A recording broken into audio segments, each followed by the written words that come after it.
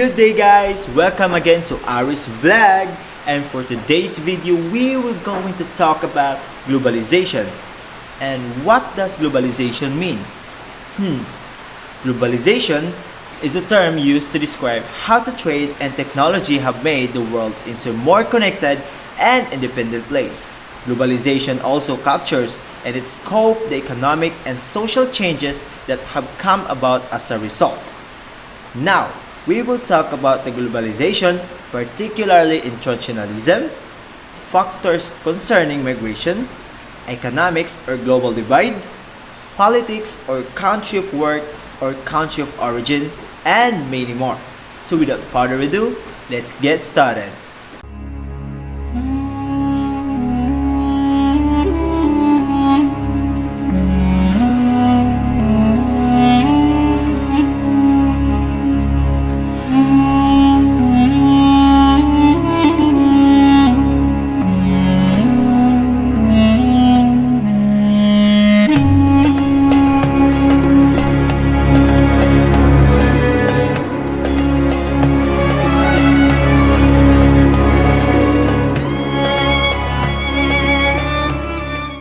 And now, there are several questions that need to be answered by our special guest, regardless in globalization, particularly internationalism, factors concerning migration, economics, and politics, and many more. So without further ado, let me first introduce to you guys our special guest. He is a former OFW from Kuwait. He's none other than... Hi, I'm Victor Faith Rodero, 20 years old from Buganga, Davao Oriental, a former OFW from Kuwait. Okay, Mr. Victor Faith, welcome. And now, let's talk first about the transnationalism. We all know that transnationalism refers to the diffusion and extension of social, political, economics process in between and beyond the sovereign, jurisdictional boundaries of nation states. International process are increasingly governed non-state actors and international organizations. So, Mr. Victor Faith, here's my first question. What is an example of transnationalism in Kuwait? One of the examples is political transnationalism, and it can range from immigrants remaining active in the politics of their native country, including voting to actually running for office. A modern example is the growing number of the Native American citizens who choose to live in Mexico for family, business, or economic reasons. Okay, very well said. And here's the next question. What is the importance of transnationalism?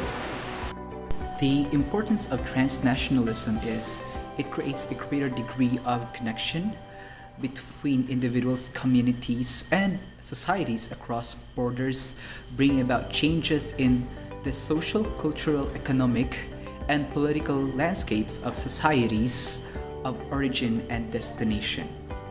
Okay, well said, Mr. Victor Faith. And now let's move on and talk about factors concerning migration. So migration is a global phenomenon caused not only by economic factors but also by social, political, cultural, environmental, health, education, and transportation factors. So here's my question. What are the four types of migration factors? The four types of migration factors are: number one, internal migration, moving within a state, country, or continent. Number two, external migration, moving to a different state, country, or continent. Number three, immigration, leaving one country to move to another. And number four, immigration, moving into a new country. In Kuwait, what are four factors for migration? The four push factors for migration are: push factors may include conflict, drought, famine, or extreme religious activity. Low economic activity and lack of job opportunities are also big push factors for migration. Other push factors include race and discriminating cultures, political intolerance, and persecution of people who question the status quo. Wow, very well said, Mr. Victor Faith. And now let's move on and talk about economics or global divide. So as we all know that global digital divide describes global disparities primarily between developed and developing countries in regards to access to computing and information resources such as the internet and the opportunities derived from such access. So my question, Mr. Victor Faith, is how does economic globalization divides the world? In general, globalization decreases the cost of manufacturing. This means that companies can offer goods at a lower price to consumers. The average cost of goods is a key aspect that contributes to increases in the standard of living. Consumers also have access to a wider variety of goods. Okay, and here's my follow-up question. What is the meaning of economic divide? Economic inequality is the unequal distribution of income and opportunity between different groups in society. It is a concern in almost all countries around the world, and often people are trapped in poverty with little chance to climb up the social ladder. Wow, very well said, Mr. Victor Faith. And now let's move on and talk about politics, country of work, or country of origin. As we all know that the country of origin is the country you came from. Okay? In general, it is the country of nationality. For some expatriates who acquire from another nationality, their country of origin will be that of their first nationality. And we all know that Kuwait is an emirate with an autocratic political system. The political system consists of unappointed judiciary, appointed government, or dominated by the Al Sabah ruling family, and nominally elected parliament. So my question, Mr. Victor Faith, is what is the main government in Kuwait? Kuwait is a constitutional hereditary emirate ruled by princes who have been drawn from the Al Sabah family since the middle of 18th century.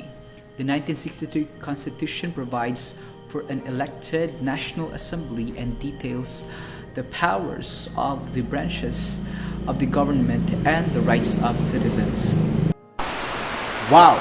So here's my last question, my last and follow-up question, Mr. Victor Faith. So for you, what international issues in Kuwait facing?